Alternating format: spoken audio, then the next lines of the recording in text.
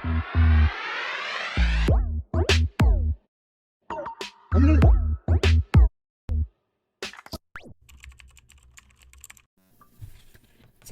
Цэко байна. Өнөөдөр хэрэг ярина. За өнөөдөр ямар хэргийн талаар ярих вэ гэхээр Монгол улсад 3 сарын 18-ны өдөр гарсан нэгэн хэргийн талаар ярина. Та нар хулгай цаг гэж мэдгүй хот унтчих хооронд манай Улаанбаатар хотод нэгэн хэрэг гарсан байна. За тэр хэргийн талаар хамтдаа ярилцсан. Ер нь бол Норог гэдэг хэвлэл мэдээллийн бичил байгууллага. Энэ байгууллагын 8 ажилтныг шөнийн цагаар цагдаагийн байгууллага хойшлуулшгүй ажиллагаагаар баривчилсан. Энэ хойшлуулшгүй ажиллагаагаар баривчилсан нь ямар гэмтрэгт холбоотуулж баривчилсан бэ гэдг нь цагдаагийн байгууллага хэвлэлийн баг хурал хийдэл тодорхойгүй байсан. Норгийнхан өөртөө сайн мэдэхгүй байсан. За ингээд Норгийнхан 3 сарын 17-ны шөнө баривчлагдсныхаа дараах өдөр буюу 3 сарын 18-ны өдөр баривчилгаанаас гарч ирээд 12 цаг 30 минутанд хэвлэлийн баг хурал хийсэн. За үүний дараа 3 цаг өнгөрч явах орчимд юм уу 15 цаг өнгөрч явах орчимд эсвэл 16 цаг орчимд Монголын цагаар хэдэн цаг гэдгийг мэдэхгүй байна. Цагдаагийн байгууллагаас мөн хэвлэлийн баг хурал хийсэн. Энэ хоёр хэвлэлийн баг хурлыг би эдитлсэн. За энэ хоёр хэвлэлийн баг хурлыг эдитлээд нэгэн видеог гаргачихсан сууж байна. Одоо өөрийнхөө хийсэн эдитний видеон дээрээ реакшн видео хийх болно. Энэ миний анхны реакшн видео байх болно. Хэвлэл мэдээллийн эрх чөлөөний төлөө хамтдаа гэдэг уриан дор энэ видео хийгдэж байгаа. Гэхдээ би цагдаагийн байгууллагын ямар ч үйл ажиллагаанд халдахгүй ярих болно. Энийг би бас өөрөө эдитлсэн. Надад миний эдит үнэхээр таалагдж байгаа. Шалгах ажиллагааны явцын талаар цагдаагийн урандаа 55 мэдээлэл өгнө. За, хэлтүүлж та бүдий энэ өдрийн мэндийг хүргэе. Баярлалаа. За, Монгол Улс төвсгччин орчин цагийн төвсгччин бий болсны 104 жилийн ойн баярын мэнд хүргье. 3 сарын 18-ны өдөр таарч байгаа байхгүй юу? Норог Бээжийн одоо контент бүтгэж залуучуудтай холбоотой холбогдох шалгалтын ажиллагаа цагдаагийн байгууллагаас одоо явуулж байгаа. За, ингэхдээ бол цагдаагийн байгууллагын зүгээс хэвлэл нийтлэг эрх чөлөө болон хэвлэл мэдээллийн байгууллагатай холбож одоо шалгаж байгаа зүйл байхгүй. Ер нь бол бид нарт үндсэл танилцуулаагүй. Та хэдийн хийдэг ажилтай холбоотой гэж л танилцуулсан. За хувийн нууцд халдах. За хувийн нууцыг задруулах. За мөн захин мөрөөдөө тоглоом зохион байгуулах. Гэмт хэргийн тодорхой сэжүүр шинж тэмдэг байсан учраас Эрүүгийн хуулийн 19.9-1 буюу үндэсний ив нэгдэл одоо тоснуулах тийм зүйл залтан дээр прокурор руу баривчлах хүсэлт илгээгээд тэр одоо хүсэлтийн хариу эртэл бид. За энд нэг зүйл тайлбар хийлгэхэд Норог эхлээд ярьсан зүйлсийг нь энэ хэвлэлийн баг хурлын хоёр хооронд ингэж хольж би энэ видеог микслсэн гэсэн үг. Тэгэхээр яг энэ дундаас ямар логик гарч ирэх хэвээр вэхээр цагдаагийн байгууллага юу бодоод исэн, Норог бас юу бодоод исэн. Норог ч өөрөө нөгөө шүнжэнгөө шөнийн 10 цагаас эхлээд өглөөний 6:30 хүртэл цагдаагийн байгууллагатай тэр мөрдөн шалгах ажиллагаанд нь оролцоод хойшлуулгын ажиллагааны процессыг яг нүдэрээ ингээ хараад энэ 8 хүн чинь баривчлагдсан байж байгаа хүмүүсийн тайлбарын дараа цагдаагийн байгууллагын тайлбар бас орж ирж байгаа гэдгээр онцлогтой байхгүй юу? Цагдаагийн байгууллагаас холбогдох мөрдөн шалгах ажиллагааг прокурорын хяналтын дотор явуулж байна. Прокуророос зөвшөөрөл авагдааг байгаа юм. Одоо хөссөн. Дээр нэмэгдээ 48 цагаар баримтлана гэдэг саналыг прокурорт хөргүүлсэн юм байна. Баян зүрхийн прокурор бол тэрнээс татгалцсан байна. Татгалзаж шийдвэрлсэн гэдэг. За өчигдөр бол хойшлуулшгүй ажиллагааны хүрээнд холбогдох мөрдөн шалгах ажиллагааг прокурор танхимсны үндсэн дээр зохион байгуулсан байж байгаа. Яг бидний нөхцөл байдал дээр бол бид нар зүгээр л цэргийн баярын өмнөх өдөр ажлынхнаараа хамт CS тоглоод, контр тоглоод сууж исэн залуучууд. За энэ хүрээндээ бол 8 иргэнийг одоо дуудан авчирч одоо бид нарыг урд шөнө 9 цагийн үед хэврийн төвтэй эхэлцээс бидний байсан газар байгаа байршлыг ямар ч мэдэх боломжгүй байсан үедээ ирсэн. Тэгээд ирээд бид эдийг бүх утас холбоо ярих хэрэгслүүдийг хурааж авсан. За тэгээд шууд ийш авчирсан. Тэгээд Норгийн залуус бол өчигд мэддэггүй очиж авсан гэж ер нь хүртээсээ аваад гарсан юм шүү. Гэхдээ яг мөрдөн шалгах ажиллагааны тактик бол янз янз байдаг. Энийг бол бас олон нийтэд миний зүгээс бол ярих боломжгүй байна. Энийг бол прокурорын зөвшөөрсөн хүрээнд мэдээлэл хийх боломжтой. Мэдүүлэг тайлбарыг авах гэсэн боловч 7 иргэн нь одоо өмгөөлөгчийн одоо өмгөөлөгчийг байлцуулан мэдүүлэг өгөхийг хүссэн хүслийг хангаж бүх утас холбоо ярих хэрэгслүүдийг хурааж авсан. За тухайн үед бид нар өмгөөлөгчтэйгээ холбогдмоор байна. Өмгөөлөгчтэйгээ холбогдох шаардлага байна гэсэн чинь очоод холбогдно үзээ. Очоод холбуулна гэдэг тайлбар хэлээд бидний юу холбоо ярих хэрэгслийг тэр цагаас аваад тэрнээс хойш буцааж өгөөгүй. Ямар ч холбоо ярих хэрэгслэггүй өмгөөлөгчтэйгээ холбогдож чадахгүй. ингээд 10 цаг 30 минутанд авчираад 4 цаг 30 минутанд явуулсан байж байгаа. Тэр байцаалт болсон шүн бид нар ерөнхийдөө ойролцоогоор хамгийн сүүлийн 3 хүн 6 цаг 30 минутанд ингэхдээ болохоор тэр хүмүүс 6 цаг 30 минутанд үлдэхдээ Энэ бол мөрдөн шалгах ажиллагааны хүрээнд хуулиар олгогдсон эрх хэмжээний хүрээнд ажилласан ажиллагаа.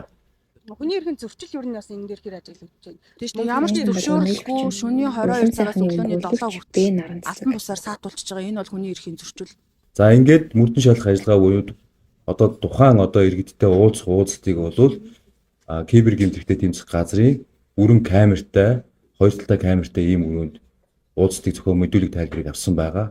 Ер нь хэрэг гэж ярихаас илүү яг одоогоор миний мэдж байгаагаар иргэнээс гарсан гомдлын дагуу сэжигтнэр мэдүүлэг авсан. Тэгэхээр энэ дээр бол хууль зөрчсөн юм уу? Хууль зөрчөөд ингээд хийх бол ямар ч боломж олцоо байхгүй гэдгийг та бүхэнд бол анхааруулж хэлэх гэсэн. Яг тэгээд зарис өсөөр За тэрийг бол захин орчинд нийтлэгцийг бол сайн мэдэхгүй байна. эрүүгийн хуулийн 19.9-1 буюу үндэсний ив нэгдэл одоо буснуулах те. За 19.9-1-ээр бол сая одоо мэдүүлэг авсангүй. Тэр бол харьяаллын дагуу энд харьяалагддаг юм биш. За тэгэхээр энэс ингээ харах юм бол 19.9 бол цахим орчинд гарсан л мэдээллийг цадаагийн байгууллага тайлбар өгж байгаа ч бодит байдал дээр 19.9-оор мэдүүлэг бол авсан байна. Иргэн оролцогч нарт 19.9-оор байршлагдсан гэж ойлгуулсан байна. За иргэн захим хэрэгслэр цагдаагийн байгууллагт гомдол мэдээлэл гаргадаг. Дээр нь амаар болон утсаар бичгийн хэлбэрээр гээд бүх төрлийн хэлбэрээр цагдаагийн байгууллагт гомдол мэдээлэл гаргадаг. За энэний нэг төрлөөр бол гомдол мэдээлэл гаргасан байгаа. Гомдол гаргагчийг хилсэн хамгийн ашигтай. Тэгээд кибер гэмтрэхтэй тэмцэх хилцс рүү чатаар гомдол гаргагч нь одоо манай хийдэг бичлэгээс л хүн амиа оруулах гэдэг нэг гомдол гаргасан. Үүнийг ахлах мөрдөн байцаагч нь өөрөө танилцуулсан. Facebook-ийн зохион байгуулалт нэртэй хүн чатаар хийсэн гомдлын төлөө Цагдаагийн байгууллага өдөртөө бол нэг 100-аас 150 гомдол мэдээлэл хойшоошгүй ажиллагаа буюу энэ мөрдөн шалгах ажиллагааг өдөр тутамдаа хийгээд явж идэг. Тэгээ цагдаагийн байгууллагуудаас мэдээллийнхаа өмнө хэллээ шүү дээ. Хэвлэн нийтлэх болон эрхчлөө буюу одоо хэвлэн нийтлэх үйл ажиллагаатай холбоотой ямар ч тэдтэй холбоотой шалгасан зүйл байхгүй. бид хэд ч нөгөө киноныхаа талаар маш нууцтай байж байгаа. Айгүй нууц байж байгаа. Цайхан л дэлгэсэн. Тэгээд тэрнээс хойш 2-3 хоногийн дараа л юм үйл явдалч тий. Хэсэг байж байгаа дээд 6 сар хүртэл киногоо нэг хүртлээ. Яг гэвэл манай кинон дээр бол амар их юм байгаа. Одоо 14 тэрбайт 6 бст болж байгаа сонгуулийн процессыг бид нар 18 хоногийн хугацаанд бичиж авсан. 18 хоног гэдэг киног ер нь 6 сар гаргаж 50 гэдэг агуулгаар Одоо чадах хэсгээ мэдэхгүй байна. Яг үнэндээ. гэдэг ийм шуум байна. Харин тий. Яг үнэндээ гаргаж чадах хэсгээ мэдэхгүй байна. Одоо Дөрөв дээр хэлж байгаа иргэдийн мэдээллийг хуулиар цуглуулсан. одоо үнэхээр тэр одоо болохаа ч юм уу тий хууль бус үйл явдал бичиж авсан. Яг хууль бусаар нь бичиж авсан тийм үйл явдал дэлгэрэнгүй төрс бол байхгүй. Яг тэнд бол. Гэхдээ тэр киноны агуулга тэр кинон дээр байгаа зүйлс бол сонгуул ялангуяа Монгол улсад ямар хэмжээнд шудраг бус явагддаг вэ гэдгийг бол хангалттай харуулж чадхуйц тийм дүрс болсон. Одоо хувь хүний мэдээлэл тухайлбал таны мэдээлэл одоо хувь хүний чинь мэдээлэл нууц шүү дээ. Хувь хүний нууцын тухай хуулиар хамгаалагдана. Тухайн хувь хүний нууцд ямар байгууллагын тухайгаар хууль заасан үндэслэл журмын дагуу прокурорын зөвшөөрлөлтөөр эрхлэх байгууллага буюу одоо цагдаагийн байгууллага бусад мөрдөн шалгах ажиллагаа явуулдаг байгууллагад халдах. Энд нэг халдах гэдэг үг хэлчихэж байгаа. Гэтэ яг үнэндээ цадаагийн байгууллага бол хувь хүний нууцад халдах хэрэгтэй биш, хандах хэрэгтэй гэдэг ойлголтыг авах хэрэгтэй. Тэгэхээр энэ хүртэл ямар асуудал гарч ирж байгаа нэхэр Норгийн сонгуулийн үйл явдалтай 2024 оны улсын хурлын сонгуулийн үйл явдалтай холбогдуулан хийсэн магадгүй кино буюу баримтат кинотой холбоотойгоор шалгах ажиллагаа явуулсан байж болцшгүй гэх сэжвэр гарч ирж байна. Монголын одоо ингээд бусад бүх хэвлэл мэдээллийн байгууллагатай адилхан одоо сонгуул бол мэдээж чухал үе. Энэ үед болохоор Норгийн сонголт юу байсан бэ гэхлээр тэр 18 хоног бид нар яг одоо тэр 6 бүсэд 6 өөр дүрийг дагаад тий ямар нэгэн улс төрчийг биш, ямар нэгэн нэр дэвшигчийг биш тий. Ямар нэгэн одоо жишээлх юм бол улс төрийн намын одоо юу гэдгийг сонгуулийн байран дээр биш. Зүгээр л 6 энгийн үнийг дагаж бид нар ажилласан. Тэгээд тэр хүмүүс сонгуул өгтөө юу болж байна? тэр хүмүүс дээр ирж байгаа сонгуулийн сурчлагаа яаж ийн? Тэр хүмүүс сонгуулийн ямар пропагандад өртөж ийн, тэр хүмүүс дээр сонгуулийн ямар саналууд очиж ийн, тэр хүмүүс дээр ажиллаж байгаа ухуулагч нар ямар хөө байна? Тэр тойрогт дэвшиж байгаа нэр дэвшигч нарын боловсрол ямар байна гэдгийг бичсэн. Эрэгтэй хуулийн дав. Уг этгээдүүд ямар одоо шалгалтын ажиллагааны хүрээнд ямар үндэс журмаар шалгасан бэ гэдгийг ингээд дэлгэрүүлж ярил. Иргэдийн мэдээллийг хуульсаар цуглуулсан. За мөн тодорхой хэмжээнд иргэдийг одоо ямар нэгэн байдлаар мөрдөн мөшгөх, мэдээллийн цуглуулах, хуульсаар эрхчлөөнд нь халдах энэ хөв хүний мэдээллүүд одоо халдсан юм үйлдэл тогтоогдсон. Урьдчилсан байдлаар. За тэгэхээр яг энэ цагдаагийн ажилтан тогтоогдсон гэдэг энэ үгээрээ юу илэрхийлж байна гэхээр яг одоо бүр тодорхой болж байна тийм яг энэ оргийн өөрсдийнх нь хийсэн контентын агуулга буюу баримтат кинон дээр нь бусдыг мөрдөн мөшгсөн агуулга байж болцшгүй гэж үзээд цаатуулсан байх үндслэл үслэе. Энд бол гомдол юу гэж ирж байгаа вэ гэхээр эрүүгийн цэцгийн 13 14 буюу нөгөө худал мэдээлэл тараасан тэрнтэй холбоотой гомдол 204 дугаар гомдол ирсэн. Энийний дагуу бид нар одоо мэдүүлэг авах шаардлагатай байна гिचгээд бид нар одоо энэ хүүхдүүдийн хэлж байгаагаар бол бисний газар тоглоод байж байтал цагдаа гинт орж ирээд гэдэг одоо мэдээлэл өгж штэ. Тэгтэл бисний газар байж байгаа эрч нэг ажлын байран дээр ажиллаа гээгүй бисний газар байж байгаа гэдэг чинь мөрдөн шалгах ажиллагааны дагуу одоо гүйцэтгэх ажиллагаа явуу гэж юм уу? Яаж мэдэж олж тэнд очисон гэдэг нэг процессын зөрчил. Гүйцэтгэх ажил явуулах эрх хүрхий байгуулах гэж хууль заасан байгууллагуудын одоо хууль заасан үндслэл зурмын дагуу прокурорын хяналтанд явдаг ийм нууц ажиллагаа гэлт юм далд ажиллагаа гэлдэг гэсэн үг. Түүнээс одоо мөрдөн шалгах ажиллагаа явуулаад орон байр ч юм уу тодорхой орон байр машин дэргэнд үзлэг нэгжлэг хийх хойш сүнчгүй тохиолдолд баримтлах орон байр нэвтрэх энэ хууль заасан үндс зурмыг дагуулж явуулж байгаа юм хүмүүс ингээ гүйцэтгэх ажил гэдэг ингээ буруу ойлгоод байна. Цагдаагийн байгууллагаас ийм мөрдөн шалгах ажиллагааны ойр шууршиг явуулах гэж байна гэдгээ прокурор мэдгдсэн нэгдүгээр. Хууль бус үйл ажиллагаа явуулахдаа ашигласан байж болцсохгүй захим техник хэрэгслүүе одоо эдрийг цагдаагийн байгууллагаас хурааж авсан. Хурааж авахдаа уг этгээдүүд одоо шалгаж байгаа этгээдүүд бүгдэнд нь өөрсдөд нь танилцуулж та бүхэнд одоо ийм хууль журам үндэслэлийн дагуу та бүхнийг шалгаж байна. Та бүхэн ийм мэдээлэл ийм үүрэгтэй ийм эрхтэй гэдгийг тайлбарлаад цагдаагийн байгууллагаас бүх юмыг одоо хууль журмын дагуу хийсэн байна. Манай офисоос очоод хураас хийжүүлсэн жагсаалтыг биднэрт одоо тэмдэглэл байхгүй. Юу хураацсан мэддэхгүй. Бид нар одоо офис дээр авчиж шалгаж бүртгэхгүй л одоо мэдэх тийм боломж байхгүй. Мэдхгүй байх ямар ч боломжгүй л дээ. Эн чин шууд одоо хүний юмыг хайрцагт хийгээл аваагаар авчдаг юм байхгүй шүү дээ. Тэмдэглэл үлдчихэж байгаа. Тэрийг бас дүрс сэтгэл давхар баримтжуулж байгаа. Тэмдэглэл дээр яадаг вэ гэхээр тэр тухайн этгүүдүүд одоо жишээ нь энэ микрофон байвал энийг хурааж авлаа, ийм өнгөтэй микрофон байна. Энийг чинь танаас сурааж авлаа шүү гар хөлөө өсгөх зурулдаг байхгүй. Цагдаагийн байгууллагаас хөв хүнийх нь одоо эрх чөлөөнд халдсан тухайн этгээдүүдэд одоо ямар нэгэн хууль бус үйл хийсэн зүйл ерөөсөө байх. Одоо мэдээлэл хийхдээ бас өөрсдөө мэдээлэл өгж явах шиг байлаа. Бидний эрх чөлөөнд халдсан юм үйл байгаагүй. Бидэртээ хүнлэг бус арц зүйл байхгүй. Тэр хүмүүст байсан хувийн эзүүлсүүдийг хамгийн хувийн эзүүлсүүдийг бүгдийг нь хурааж авсан. Зүгээр өмгөөлөгчгүй байхад нь хажууд нь нуцсных нь кодыг нь асууж агаад нээж агаад үзлэх юм гэсэн. Хувийн мэдээлэлчтэй одоо жишээлх юм бол нэг өмгөөлөгчтэй одоо ингээд цаах бодлох дараагийн өмгөөлөгч болж чадахгүй. Тэгэнгүүт тэрийг хэлсээр байж нэхэд энийг бид нар одоо өөрсдөө мэдээд хизээ өгөхөө баг бид нар мэдээ гэдэг тиймэрхүү байдалтай анцаа. Чимээгүй хоорондоо битгий юм яриад хүмүүс чинь ингээд та нар байтугай цаатахуудыг бид нар харьцажсэн. Кодоор ингээд яваад яачдаг мачдаг харилцдаг марилцдаг гэх тиймэрхүү юмртэл ярьж лээ. Хаар дээр юунд үзлэг хийн шүү дээ. Тэрийг нь давхар баримтжуулна. Мөн прокурорын зөвшөөрөл авна. За тэндээс нь одоо ямар эзүүл зохиодын хууль бус зүйл тогтоогдвол тэрийгэ прокурорд саналаа гаргаж нотлох баримтаар үнэлүүлэх юм уу, нотлох баримтаар тооцоолох юм уу гэдэг ийм дараагийн шатны мөрдөн шалгажлагын процессууд явагдана гэж байна. Тэгээ гар утсын иргэдийн одоо гар утсын үйлчлэг хийх нээлттэй шүү дээ. Хууль заасан бүхэн байгаа шүү дээ. За энэ үслэг хийх дээр гэх юм бол эрүүл эрхийн шийдвэр тухай хуулийн 23-ийн 1 дээр зохицуулсан байдаг. Үслэг хийх тохиолдолд мөрдөгч гэмт хэрэг гарсан байдал хэрэгт ач холбогдол бүхий бусад байдлыг тогтоох, тодруулах зорилгоор үслэг хийдэг. Үслэг хийх энэ зохицуулалт өөрөө маш нарийн зохицуулагдсан байдаг. Мөрдөгчийн хувьд үслэг хийх эрх байгаа гэвэл байгаа. Энэ процессын дагуу л явагдсан гэсэн.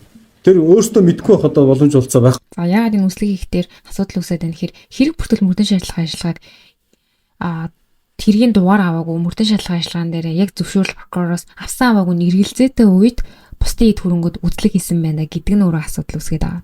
шүү дээ. Хүн өөрөө юу болгосноо одоо мэдчихэж байгаа шүү дээ. Одоо шууд ийм зүйл ангиар шалгана эрүүгийн хуулийн дугаар зүйл ангийг зөрчижээ гэх бол боломжгүй шүү дээ. Тэгэхээр энд бүр маш ноцтой буруу тайлбарыг бол цаадагийн байгууллагын тус ажилтан хэлээ. Яагаад вэ гэхээр ямар хэрэг зүйл заалт гэмт ирэх баримтлагдсан хэсэг талаар мэдээлэл нөх боломжгүй шүү дээ гэдэг асуудлыг ирж байгаа. Гэтэл эрүүгийн хянах шийдвэрлэх хуулийн буюу процесс хуулийн 31.6 дээр баримтчилсны дараа хийх ажиллагаа гэж байдаг. Тэр нь болохоор альва этгээдийг баримтчилсан тохиолдолд түүний дараа хийх ёстой цаадагийн байгууллагын ажиллагаа гэсэн. Үүн дээр мөрдөх сэжигтнийг баримтлах үед түүнийг ямар хэрэгт холбогдуулан баримтчилж байгаа талаар мэдэгдэж энэ хуулийн 1.8 дугаар зүйлийн 3 дахь хэсэг заасан эрхийг сануулах ёстой. Тэгэхээр баримтчилсан даруйдаа мөрдөгч ямар гэмт хэрэгт холбогдуулан баримтчилж байгаа талаар тайлбар өгөх ёстой. Үүнийг мэдэгдэх ёстой байдаг. Яг цаадагийн байгууллагын хувьд гэвэл юу хэлхийг хүссэн бэ гэхээр миний бодлоор магадгүй хойшлуулгын ажиллагаа гэдэг бол сэжигтэнд урьдчилан мэдэгдэхгүйгээр хийгддэг шүү гэдгийг хэлэх гэж оролцсон биш магадгүй. Мөрдөн шалгах ажиллагааны хүрээ дээр тухайн хураагдсан зүйл за тухайн одоо оролцогчдын одоо гэрчүүдийн байд юм уу холбогдогчдын байд юм уу өгсөн мэдүүлэг тогтоогч байгаа нөхцөл байдлуудыг үнэлж эрүүгийн хуулийн аль зүйл ангиар шалгах уу? Энэ гэмтэрэг муу юм уу? Биш юм уу? Гэдэг асуудлуудыг нэрвч тогтоо шүү дээ. За энд одоо бүр алтаатай асуудлыг дахин өөрөө дэлгэрүүлжлээ. Хэрэг бүртгэл мөрдөн шалгах ажиллагааны явцад цугларсан баримтын хүрээнд тухайн хүнд ямар гэмтэрэг үйлдсэн бэ гэдэгт нь хариуцлага тооцох асуудал яригдана гэдэг агуулгаар ярьсан өөрөө хамгийн алдаатай.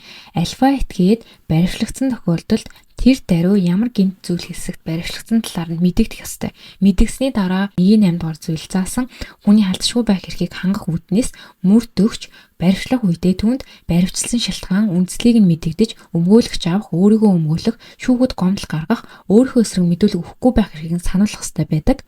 Ямар гэмт хэрэгт баримтлах вэ гэдэг нь тодорхой байх ёстой. Цаадагийн байгууллага хэн нэгэн этгээдийг дур зоргоороо баримтлаад түүний дараагаас альва холбогдох хувийн эд зүйлс баримтууд дээр үслэх хийсний дараа гэмт хэрэг гаргаж ирэх нь хуулиар хориотой. Энэ бол өөрөө маш буруу алдаатай тайлбарыг цаадагийн байгууллага хийсэн. Мөрдөн шалгах ажиллагааны хүрээнд эрүүгийн нийслүүлэх тухай хууль заасан одоо гэмтэргийн оролцогч гэж байна тийм ээ. Мөрдөн шалгах ажиллагааны оролцогч байна.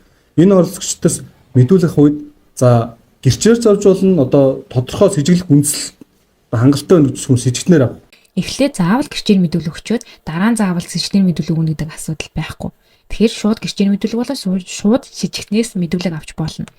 Эсвэргээрээ бүр эхлээд гэрчийн мэдүүлэг гэж сэжиглэгдэж байгаа этгээдээс мэдүүлэг авснаа дараа нь түүний гэрчийн мэдүүлгийг ашиглан сэжигтэн нэр тогтоогоо сэжигтний дараа ялгдчихаар тогтоож өөрөх нь өгсөн гэрчийн мэдүүлгийг өөрөх нь эсрэг ашиглах тохиолдолд мэрсэр гарсан Монгол улсад тийм ч учраас үнэхээр гэмт хэрэг үйлцэн гэж үзэж байгаа сэжиглэгдсэн этгээдээс гэрчийн мэдүүлэг авахгүй байхад цаадагийн байгууллага анхаарах ёстой болсон. Тэр утгаараа ч гэсэн зайлшгүй эхлээд гэрчийн мэдүүлэг авна гэсэн ойлголт бол байхгүй. Энэ утгаараа энэ цаадагийн байгууллагын ажилтны тайлбар бол байж болно. Зөв. Гэмтэрэг үйлдсэн байж болзошгүй, гэмтэрэг үйлдсэн байж болзошгүй, гэмтэрэг шалгах үндслэл байна гэдгээ прокурор танилцуулаад үүнийхээ дагуу хойшлуулшгүй ажиллагаа болж байгаа. Яг ямар зүйл ангиар явуулсан, яасан гэдгийг нь бол бас мөрдөн шалгах ажиллагааны нууц тамаарх мэдээлэл. Хойшлуулшгүй ажиллагаа гэж юу хэлээд байгаа юм бэ гэхээр гэмтэрэг үйлдэгдсэн байж болзошгүй нөхцөлөд тэрвэл даруй явуулгүй ажиллагаа хийлээд байгаа. Ягаад бол одоо мөрдөн шалгах ажиллагааны бусад дарга хэлбэрээр одоо тэрийг бэхжүүлэх цаг хугацаа алдахаар юм уу те. Одоо гэмтэрэг гэдэг хүлээгээ байж байгаа шүү дээ. Улам өр гэдэг чинь одоо хүлээг. За хойшлуулшгүй ажиллагаан дээр тайлбарыг хий маш бол удаан сонслоо энэ хүний тайлбар те. Хойшлуулшгүй ажиллагаа гэдгийг хуулийн дээр нэр томьёоны хэсэг дээр 1.26 дээр хүний амь нас, эрүүл мэнд, эд хөрөнгөд ноцтой хохирол учрах, сэжигтэн яллагдагч, оргон зайлах, хэргийн улмөр, эд мөрийн баримт устгах, зөөрлөх, нуун далтлах, үрэгдэх, бодит аюул байгаа тохиолдлыг хойшлуулгүй тохиолдол гэдэг. Хойшлуулшгүй тохиолдолд хойшлуулшгүй ажиллагаа явагдах боломжтой. Тэгэхээр энэ хойшлуулшгүй ажиллагаа явагдахад зайлшгүй хойшлуулшгүй тохиолдол үүссэн байна гэж цаадагийн байгууллага үзэх ёстой гэсэн үг.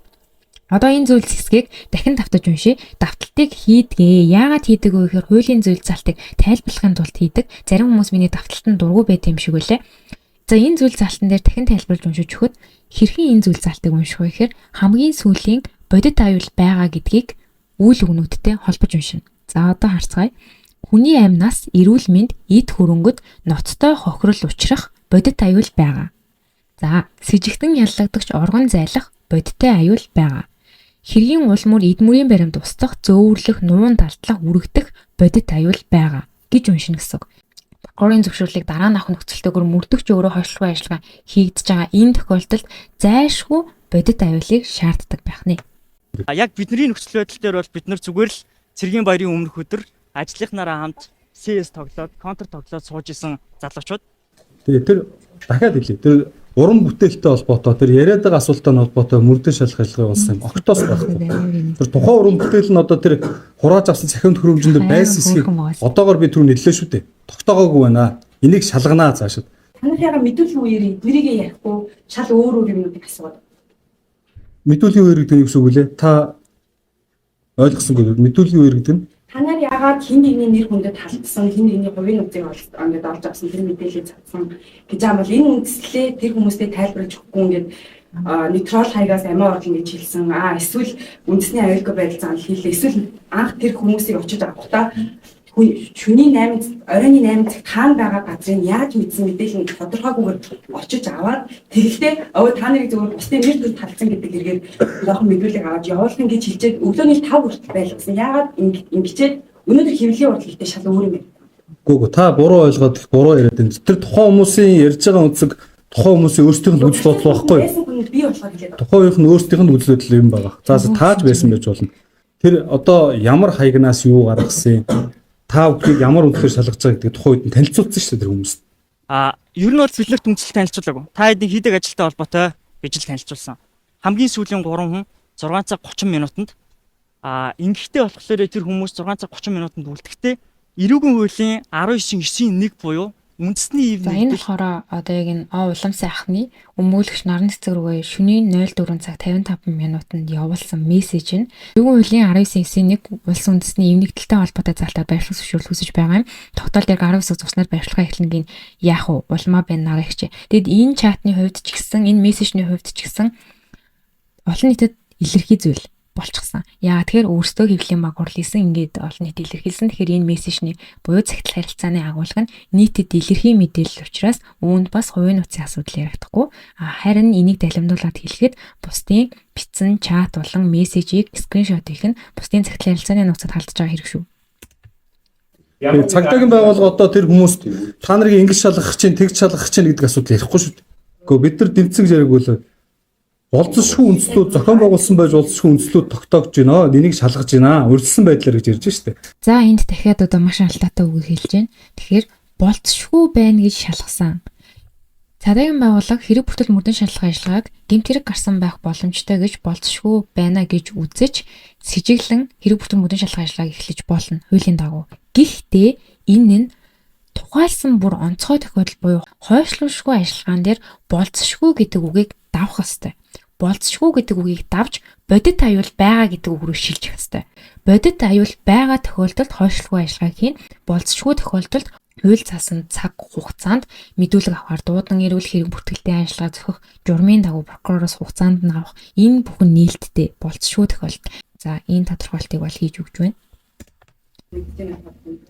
Тэр таны харж байгаа л онцгой баг. Тийм өөрөө өнцгүүд ярьж лээ шүү дээ. Тухайн хүмүүсийн ярьж байгаа өнцөг бид хүн шалгажээж одоо тогтоол л дээ. Ямар агнаас яасан, ямар хүн тэр тухайн ямар үндслээр одоо явсан. Одоо түрүүнд би бас дахиад автаа хэлээ. Одоо тэр хүнд нөр нотлох баримт байгаа мó, гаргаж өгөх юм байгаа мó гэдэг. Үндслэл байна гэсэн үрээнд л цагдаагийн байгууллага явуулна шүү дээ, тий. Тэгэхээр бас үндсэлтэй байсан л гэсэн үг байхгүй. Хүн тэр хүн өөрөө мэдээ өөрөө бас алдаатай юм яриад байгаа. Үндсэл байгаа гэсэн үрэн цагдаагийн байгууллага явуулна гэж хэлснэ. Гомдол гаргасан этгээдээс яагаа гаргасан, дахиад бас ямар нотлох баримт байгаа гэдгийг шалгах штэ гэд тэр болгоныг шалгасны дараа хойшлуулгүй ажиллагаа гэдэг чинь явдаг юм аа. Хойшлуулшгүй ажиллагаа гэдэг чинь бол тусгаалсан хууль заасан процессын ажиллагааг шаарддаг ажиллагаа юм аа. Тэгэхээр хин нэгэн этгээдийн гомдлоор шууд хойшлуулшгүй ажиллагаа явуулна гэдэг бол өрөөсгөл ойлголт. Энэ бол өөрөө хууль зөрчиж байгаа ойлголт руу орох боломжтой. үгийг бол болно шүү. Процессынхаа нарийн мэдээлэлээр танилцаагүй юм шүү. Процессын нарийн мэдээллийг тав хүнд хамгийн боломжтой орнд дэлгэрэнгүй өгч байна. Яг нөгөө хуульч биш нөгөө эрх зүйч биш мөрдөө шалгах ажиллагаа явуулдаггүй хүмүүст бол янз бүрийн бас тийм ялгаа цагийн асуудал байгаа хэл та. Мөрдөө шалгах ажиллагааны бүр нарийн деталууд гэдэг юм арга тактик энд бас өөрөө хуулиар хориотой байдаг байхгүй ярих. Гэхдээ цагдаагийн байгууллага ямар нэгэн энэ хүмүүс улс төртэй холбогдож байна, улс төрийн одоо контент бүтээлэгч ч юм уу энийг нь харгалзаад шалгахгүй гэж байхгүй шүү дээ. Хууль ёс сурталчилгаа болж нэг бол хэнийг ч шалгах их нь ихгүй байгууллагууд байгаа шүү дээ. За цагдаагийн байгууллага бол ер нь бол нэг хоногт 2000 орчим дуудлага ирдэг. 2000 орчим дуудлага ирээд нэг 100-аас ихтэй статистик 130 орчим байна уу? Дунджаар одоо мөрдөн шалгах ажиллагаа нь юу? Одоо өчигдөр явагдсан үйл ажиллагаатай холбоотой адилхан ижил төстэй үйл ажиллагаа явагддаг байхгүй юу? 2000 гомдлоос 100-аас 130-т нь хойшлуулшгүй ажиллагаа цагдаагийн байгууллага явуулдаг байна. Энэ дотор захимаар ирэх тохиолдлууд байна, амаар байна, бичгээр байна. За мөн утсан харилцаа буюу. За тэгэхээр нэг юм байна. За тэгээд ийм асуудал болсон байна. Тэгээд би чадхаараа бас эдитийг хийсэн байгаа. Чадхаараа бас энэ үзэл бодлоо илэрхийлэх хэрэгжүүлээ, хэлний нийтлэх хэрэгжүүлэлтэй холбоотой дуурахыг хүссэн учраас тус контентийг хийлээ. Тэгээд энэ асуудал дээр яг асуудал болж байгаа хамгийн гол гэсэн асуудлуудыг хэлье. Тэр нь юу вэ гэхээр хойшлуулшгүй ажиллагаа явуулах нөхцөл байдал бодит байдал дээр үүссэн байсан уу гэдэг нь маш том асуудал болсон. За хоёр дахь асуудал юу вэ гэх юм бол альва этгээд баримтлагдж байгаа тохиолдолд түүнд баримтлагдсан гэмт хэргийн талаар мэдээллийг өгөх ёстой. Үнэн зөв мэдээллийг өгч мэдэгдэх ёстой байхад цагдаагийн байгууллага хэргийн оролцогч болох үс гэж өөрсдөө үздсэн этгээд буюу сэжиглэгдэж байгаа этгээдүүдтэй эрүүгийн хуулийн 19.9 буюу үндэсний эм нэгдлийг буснуулах аль эсвэл 13.14 буюу хүний нэр хүндэд халтах гэдэг энэ хоёр зүйлээр баримтлагдж байгаа гэдэг ойлголтыг өгчээ гэдэг нь сэжиглэгдсэн этгээдүүд болон тэдгээрийн өмгөөлөгч нарын тайлбаруудаас харагдаж байна. Гэтэл цагдаагийн байгууллага үдээс хойш хийсэн өөрсдөө мэдээлэлээр эрүүгийн хуулийн 13.10 буюу хувийн нууцад халтах 13.11 буюу хувийн нууцыг тараах за 20.17 буюу мөрдөд тоглоом зохион байгуулах гэдэг энэ гурван гэмт хэрэгт шалах болсон гэж тайлбарлаж байна. Хийж байгаа үйл ажиллагаатай холбоотойгоор ерөөсөө баримтлаа өгж байгаа боловч хийж байгаа үйл ажиллагаатай буюу үзэл бодлоо илэрхийлж сонгууль үеэрх баримтат кино хийсэн байна. Энэ баримтат киноных нь агуулга дотор иргэдийн талаар буюу сонгуульд оролцож байгаа 6 иргэний баримтат мэдээлэл бол энд авагдсан байж таарч байгаа. Тэгэхээр энэ 6 иргэнтэй холбоотой тухайн 6 иргэний хувийн мэдээлэл за дээрээс нь тухайн 6 иргэнийг ардаас нь мөрдөн мөшгөж баримтат кино хийсэн юм биш үү гэдэг сэжүүрийг цагдаагийн байгууллага болсон гэж бол ойлгох үс байгаа. Тэгэхээр энэ тохиолдолд үнэхээр хувь хүний өөрийнх нь зөвшөөрлөхгүйгээр ардаас нь мөрдөн мөшгсөн эсвэл хэлэхгүйгээр дүрсийг нь бичсэн тохиолдолд наадаж дүрсээрхийн асуудал яригдан за цаандаж тухайн хүний хувийн амьдралын нууцад халтсан эсгүй асуудал үнэхээр яригдан. Баримтат кинонд нь орсон иргэдээс зөвшөөрөл авсан баримтаа магадгүй алдсан байж болно. Ер нь бол бичгээр зөвшөөрөл авсан гэдэг тайлбар надад бол одоогоор мэдээлэл байгаа. Гэхдээ энэ баримтаа алдсан ч гэсэн тухайн баримтат кинон дээр орж байгаа дөрүүд нь баримтат кино бичиж байгаа хүмүүстэй хэрхэн харьцаж байгаа тэр харьцаанаас нь зөвшөөрөл өгсөн байжээ үгүй байжээ гэдгийг нотлох бас боломж байна уу гэж шалгах боломжтой. Сэжиглэгдэж байгаа 8 этгээдтэй нооргийн хийж байгаа мэдээлэл контентээс болж хүн амиа орлох гэж байна гэдэг гомдол гаргасан гэдэг тайлбарыг ахлах мөрдөгч нь өгсөн гэж байна шүү дээ. Тэгэхээр ерөн цагдаагийн байгууллага өгж байгаа эдгээр тайлбарууд бүхэлдээ хоорондоо логикийн зөрүүтэй алдаатай тайлбарууд болж байгаа нь харагдаж байна. Үүний цаана хэвлэл нийтлэх хэрэг болон үзэл бодлоо чөлөөтэй илэрхийлэх хэрэг зөрчигдөх нөхцөл байдал үүсэж болцшгүй байна. Тийм учраас энэ асуудал дээр анхаарлаа хандууллаа миний зүгээс. За тийм байна. Харин эцэстээ энэ контентын төгсөлд юу хэлэх хүсэж байна гэхээр тус тайлбар өгсөн цагдаагийн хоёр албан агчийг би буруутгахыг ерөөсөө хүсэхгүй байна. За дээрэс нь анзаарвал тус мэдээлэлтэй холбоотойгоор хинээс нь цагдаагийн байгууллагын хэвлэлийн багуурлаас ямар сэтгүүлчэд ямар сэтгүүлчийн салбар мэдээлэл авч байна. Нооргоос ямар байгууллагууд очиж мэдээлэл авч байна гэдэг дээр бид нэр бодох ёстой. За хоёр дахь асуудал юу вэ гэхээр тус хэрэгтэй холбоотойгоор ямар сайтууд мэдээлэл хийж байгаа гэдгийг бид нар анзаарах хэрэгтэй. Тус мэдээлэл хийж байгаа сайтууд нь хэлбэрийн төдий хийж гин үү аль эсвэл үнэн мөний төлөө хийж гин гэдэг нь хүртэл дотроо ялгаатай болсон цаг үе гэдгийг анхаараарай гэж хэлье. За ингээд миний контент өндөрлөж байна. Тэгэхээр Монгол улсад маань үзэл бодлоо илэрхийлэгчүүлэлтэй холбоотойгоор асуудал өрнөсөн учраас контент хийхгүй байж чадсангүй. Тийм учраас тус контентыг хийлээ. Нүшсэн бол уучлаарай. Баяртай.